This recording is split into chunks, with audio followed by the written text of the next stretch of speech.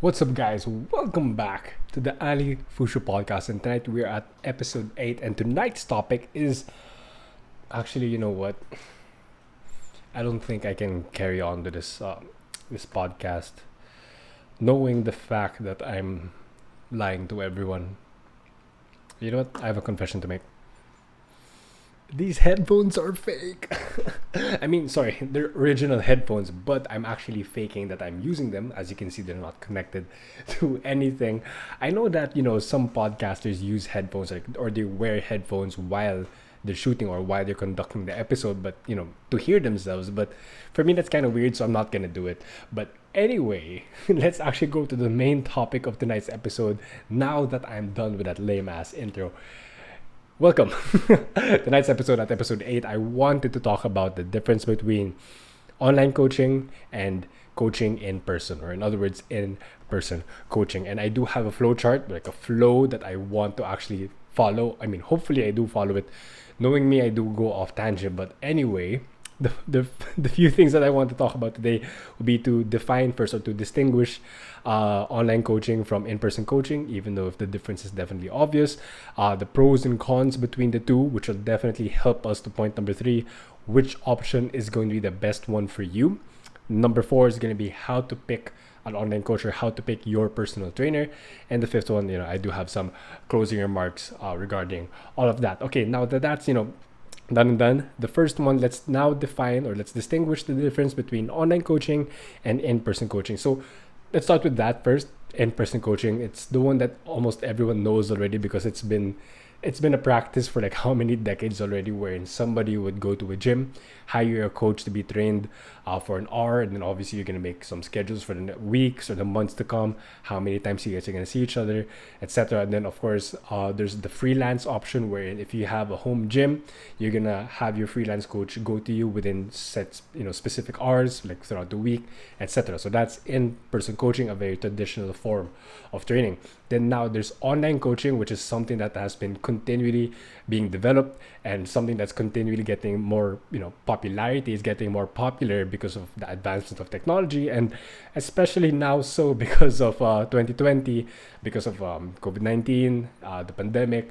A lot of businesses had to transition to a more online platform. So a lot of coaches, in-person personal trainers, had to transition to online coaching because social distancing. But anyway, in regards to how online coaching is done or operated, there are many ways to go about it, but the most common way, or the most traditional way for online coaching, is that your coach will send you either a spreadsheet, a PDF, or like through an app. They'll send you your workout through whatever method they've chosen to do so.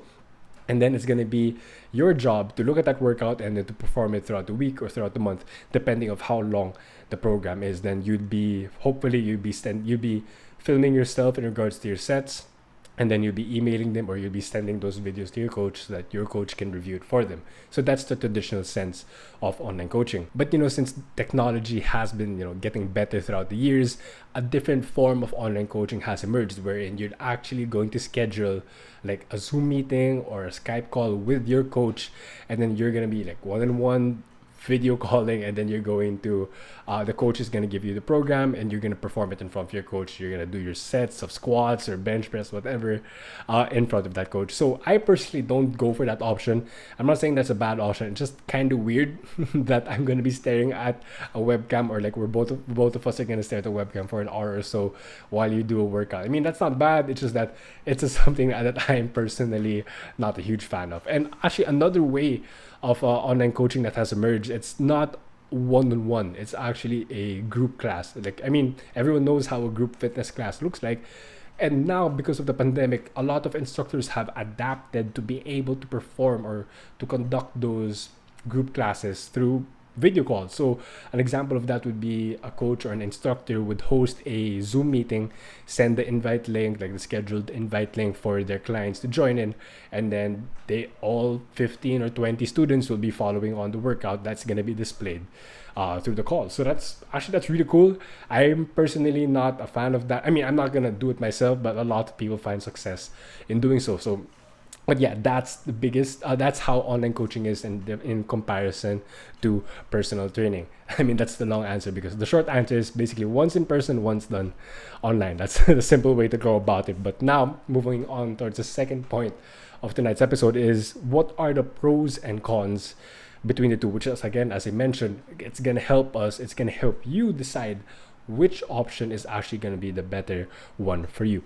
All right, so there are three factors that I believe that people would have to consider, or like three factors in regards to the pros and cons. And I think the first factor that people would almost immediately check on or want to find out is going to be the price. I mean, obviously, money matters, like how expensive or how affordable each coaching option does matter quite a lot, because even though if you want this coach or this method, etc., if the price is too much for you to afford currently, then obviously you won't be able to go for that. Anyway, so between the two, online coaching, in-person coaching, in my own experience, in my own practice, and almost everyone else's practice, in-person coaching in the long run, in the grand scheme of things, is definitely the more expensive option. I mean, it's kind of obvious already, because with in-person coaching, let's say you're going to train under that coach for 3 times a week. So if you add that up, that's going to be 12 times per month. So you're gonna really schedule 12 hours with that coach. You're gonna ask for 12 specific hours from that coach to dedicate to your own training, as opposed to online coaching, wherein that coach, like in his or own time, hopefully on time, like being very punctual about it, to give you your program. Then it depends on how long that coach took to develop or to design or to compose that program. Hopefully it's not 12 hours, it might be, but in any case, the time, the flexibility that the coach will have, and the flexibility that you will have also in regards to how much time is going to be spent within that coaching relationship, is a lot more flexible when it comes to online coaching, which actually leads, I was going to jump onto the second point. So in regards to pricing, online coaching for the most part is definitely the cheaper one. And I know, like, there are different prices that coaches would price themselves. Of course, the more veteran coaches might have a more premium price, and the ones starting out might have a more modest price. So it depends. I mean, it's up to everyone. It's up to the coach in regards to how they're going to price themselves anyway. But generally speaking, online coaching in the long run is definitely the cheaper or the more affordable option when it comes to picking between the two. So if you're somebody who's tight on a budget, you might actually opt for online coaching, which actually leads to the second point, the second factor that people would have to consider. Like the pros and cons would be the convenience factor. So pros and cons between that, online coaching, as I was alluding to a while ago, is absolutely the more convenient factor.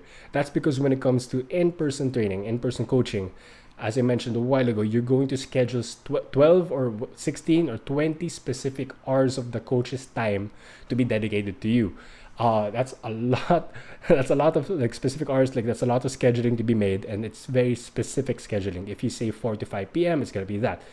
6 to 7 a.m., it's going to be that. As opposed to online coaching, the traditional sense, wherein the coach would be giving you your program, and it's going to be up to you when you're going to be doing it. So for example, if you're going to be working out 3 days a week, let's say then he's going to give you a day 1, day 2, day 3. It's up to you when those are going to be done. Ideally, you guys are going to have the conversation that, okay, try as much as possible, try to do it Monday, Wednesday, Friday. But for example, what if something came up on Monday, you have an overtime Zoom meeting, and then you have to skip on in that workout? Then that's absolutely fine. No time was lost from the coach, and you're still going to perform the 3 workouts. So instead of it becoming a Monday, Wednesday, Friday, you can easily make the transition into TTHS, a Tuesday, Thursday, Saturday, without any expense coming from the coach. Because for example, if you are to have a reschedule with a coach, let's say you scheduled a Monday 3 p.m. session, and it turns out you can't go to that session, then obviously it's gonna suck for both of you, because he scheduled the time, or he or she scheduled the time for you, and you're not able to make up for it, or you're not gonna be able to make it to that session, and of course that's gonna be money out of your bank, which is obviously not ideal. So in regards to convenience, as I mentioned a while ago, online coaching is the clear winner between the two. But so we have price and we have convenience that's on the side of online coaching, so it has 2 points. The third point, which is I think is gonna go for in-person training, is gonna be the factor of communication. Communication is super duper important, and it's not just important in the fitness industry, in any coaching relationship. It's important in all aspects in life, whether it be with your family, whether it be business, whether it be with your friends. How well you're able to communicate a point across, or like communicate in general, it really does matter. So when it comes to in-person training, the fact that you're seeing each other face to face, example, if the client is going to perform a deadlift, and then there's like a slight adjustment that needs to be made, whether that be the grip width, whether that be how well they're engaging their core, like how straight or bent their back is, etc. The coach can say, oh, wait up, let's make this adjustment, maybe you want to try this out, etc. Then more often than not, after that cue is made, after that adjustment is suggested, the client will be able to get it correct at the very next set, as opposed to online coaching, wherein in the traditional sense of online coaching, wherein you're going to send a video to your coach after your workout. Let's say you send a set of deadlifts, of 5 reps of deadlifts to your coach after your workout. Okay, coach, this is my workout, and then the coach is gonna review it and say, oh, your back was blah blah blah, or your hands were blah blah blah. Make this adjustment next time. I mean, that's perfectly fine. It works. It's just that in regards to the real-time communication, in regards to real-time adjustments, obviously in-person wins. And in terms of communicating, aside from the actual workout, in regards to communicating their nutrition, communicating how their day was, talking in person is always going to be the better option. You get to feel the emotions that person has. Example, when I talk to somebody that I'm coaching in person, and I say, hey, what's up? How are you feeling?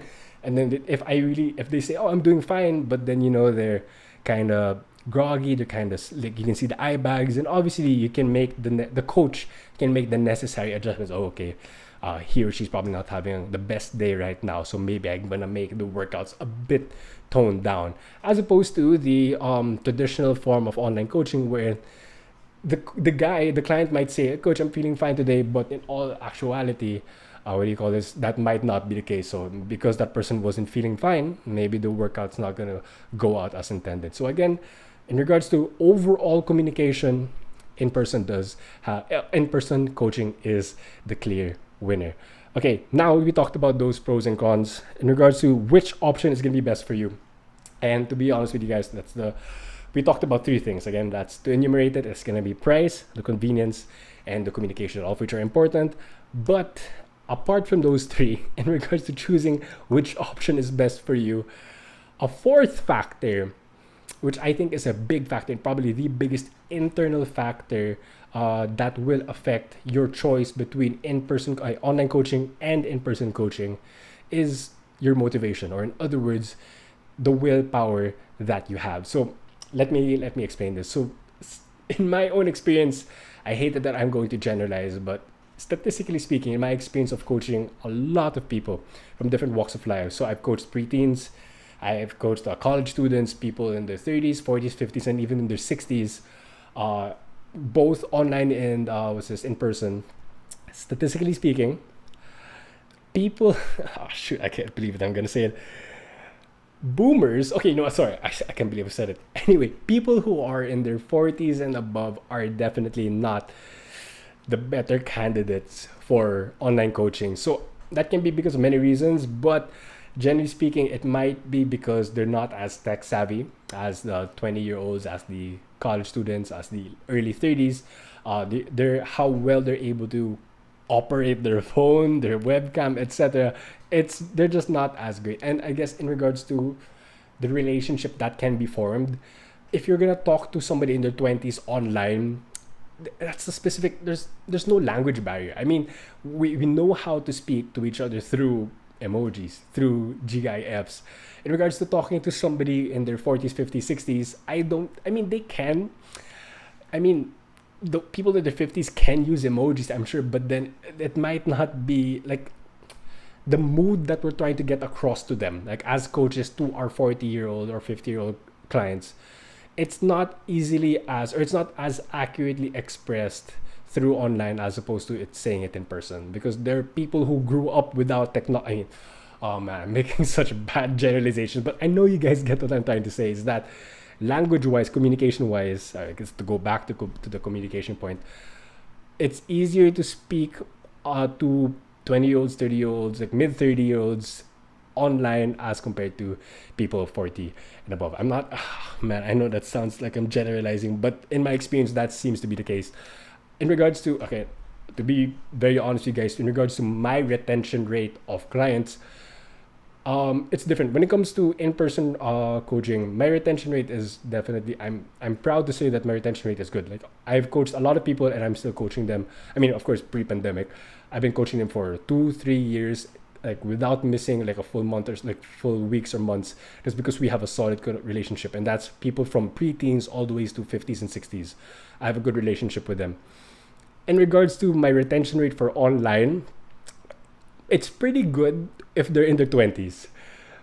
When people in their 40s and above tried to do online coaching with me, both them and I'm not sure if that's proper grammar, but whatever, had a hard time, because whenever I'd send a video to them in regards to correcting their form, etc., they'd either not open it because they don't know how to, or they, when they would watch it, they don't really understand it because it's in video and it's not a like real life demo. But then for some people, like if I were to do that exact same method with 20-year-olds, they'd get it right away.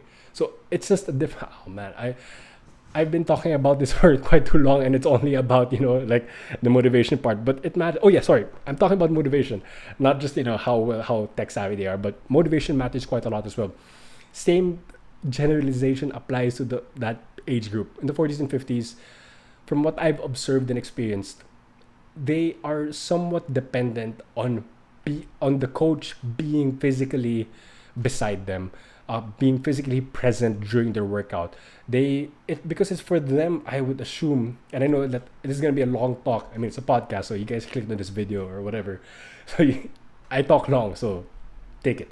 Anyway, from what I've observed from those people is that people in their 40s and 50s, when they go to me for their workouts, they really go for it because it's their way to distress. Because in that age range, there are people who are well within their career, or like they're doing really well with their career, and they have a family to take care of. So there's a lot going on in their mind. There's a lot of stress going about it. So when they see me, when they're in the gym and they see me, it's game mode for them. Okay, for this next hour with coach, I'm only gonna think about the workouts. And I mean, that's how they de-stress. And if I'm not there, they have a hard time getting out of mommy mode, daddy mode. It's the transition is not there. And then when they see the spreadsheet, when they see the video, they're not like, oh, let's get the workout. I mean, they're just not they don't have that much willpower. It's hard for them to get out of their mommy mode or daddy mode, as opposed to like 20-year-olds, 30-year-olds. When they see the workouts, they do it. Again, this is statistically speaking from my own experience. So willpower, like for them, for the 20-year-olds, they don't need me to physically be there, because they can already feel the effort that I'm giving out through the videos that I send to them, through the comments that I leave on their spreadsheets, etc. Again, what I'm trying to say is basically, for the most part, both in regards to motivation and what's the word? Tech savviness, or like familiarity. 40s, 50s. I've never coached the 60s on online, but people 40s and above, they're not for online, and people who are in their 20s or 30s or whatever, like in that range, they're better suited for online. So that's something. I mean, given the choice, I'd rather coach in person, because again, because of communication, etc. It does make a big difference in the long run. But in regards to the convenience and price that I mentioned a while ago, people might want to consider online just because of the long-term effect. But again, not one is essentially better than the other. But if you were to ask a coach, I would feel like they're more comfortable coaching in person as opposed to online. So which part of the flow are we in already? Okay, how to pick a coach, how to pick an online coach, how to pick a personal trainer. But I guess to be more appropriate with the times, we're going to talk about how to pick an online coach, because I don't think it's smart to pick a personal trainer right now to coach you in person because of social distancing. That's something that we really have to take seriously. Anyway, how to pick an online coach. I would boil it down to simplify things. I'd boil it down to two things, two criteria, which is going to be credibility and their personality. both of which matter so much. Again, it's up to you which you're going to prioritize, but both matter quite a lot. So let's talk about the credibility first. A lot of subsets or sub factors fall under that. So whether that be certifications, whether that be how long have they been coaching. Another factor would be how many client testimonials, like positive client testimonials, do they have already? How much do they read? How much do they continually update themselves? I mean, basically, when I say credibility, it's more of like knowledge base and credibility. I mean, there's no other way to phrase it when it comes to that. But another thing that a lot of people neglect is personality, because I mean, when people look at a coach, they talk about their skills. I mean, that's part of the credibility, but personality matters quite a lot.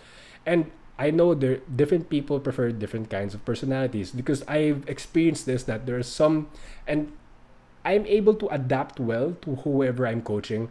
If there's somebody who speaks, I mean, obviously I speak English more than I speak Filipino because I'm so conyo like that. But anyway, I prefer speaking in English. But if my client obviously speaks Filipino more, as much as possible, I'm going to try to speak Filipino more, just so that it's more relatable. Then obviously it's somebody, if I'm coaching somebody that's in their 40s or 50s, I have to treat them like they're in their 40s and 50s, because I can't treat them like they're my age in the mid 20s and talk about memes or so, because they probably won't be able to relate. So basically what I'm trying to say is that I'm